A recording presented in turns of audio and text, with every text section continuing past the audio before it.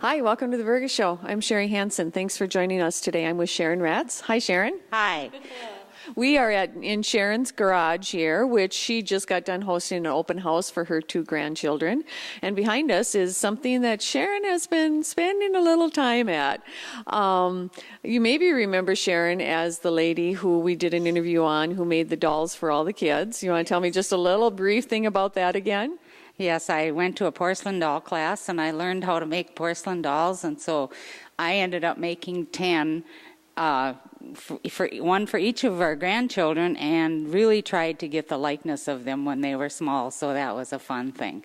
You know, those dolls, I still think about them often because what you were able to do with those, Sharon, is just you picked up their personalities in this doll. It was just really cool. Right, yeah, I really enjoyed doing that. And there's many, many books and many, many choices. And if you spend enough time, you do find pictures that resemble your people that you want to work for. So we really went to work on that, and I think we did a good job. Yes, you did. And what it does is also it says, you know, your grandchildren. Yeah, right, right. And so taking that one step further, all those grandchildren finally grew up and graduated. And so tell us how the idea came for these wonderful quilts. Well, I had seen it someplace where they could copy photos, and not knowing too much about it, why I went to Greenspire Graphics in Perm, and they discussed it, how it's done, and there's nothing to it.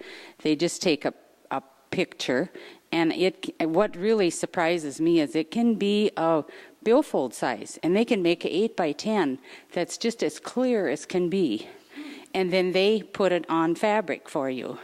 So I decided that I was going to try it, and our oldest grandson Isaac was in high school then, and they were at the state wrestling tournaments, and he was the one to wrestle to get the last points to win.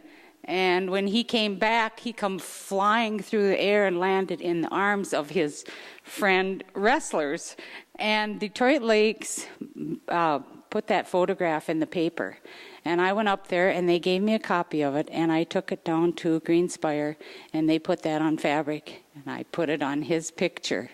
And I will never forget that. I was just so in awe about how nice it was. And so from there on in, you know, you start one, you do them all. So this is my 9th and 10th one. We are twins, graduated here this year, and so these are my last 2 quilts, but it's sure been a fun thing.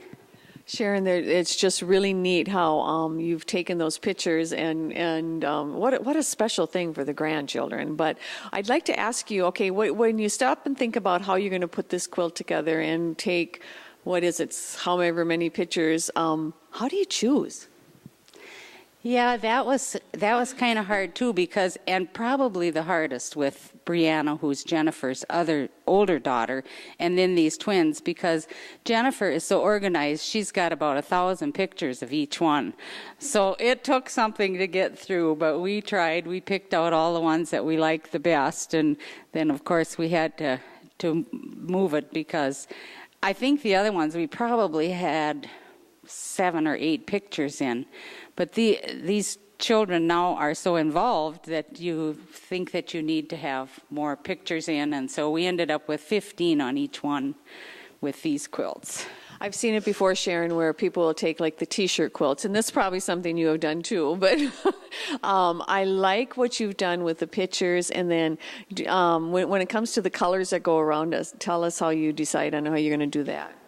Well, for probably the first ones, I picked out the colors myself, and some of them I even did with the green and white for Frazee. But Katie and Kelsey are around more, you know, and they're kind of a little bit nosy. They like to know what's going on, and they want to make sure that they get to put some info into this. So they did kind of tell me what color that they wanted in it, so we kind of followed that. Oh, that's great. You know, well, it's okay to have your opinion on how your quilt's going to be. Yeah. Sharon, do you do the quilting yourself?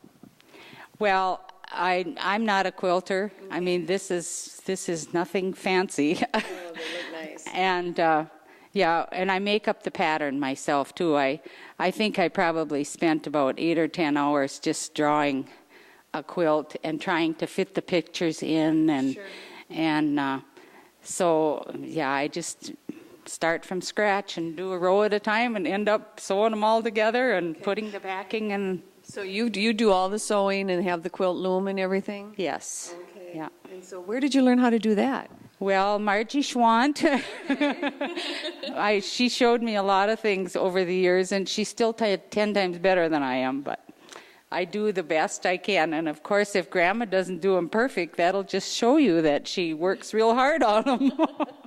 I like that. Sharon, your grandchildren are very, very fortunate to have you for a grandma. I'm going to put you on the spot here, and let's go through the grandchildren.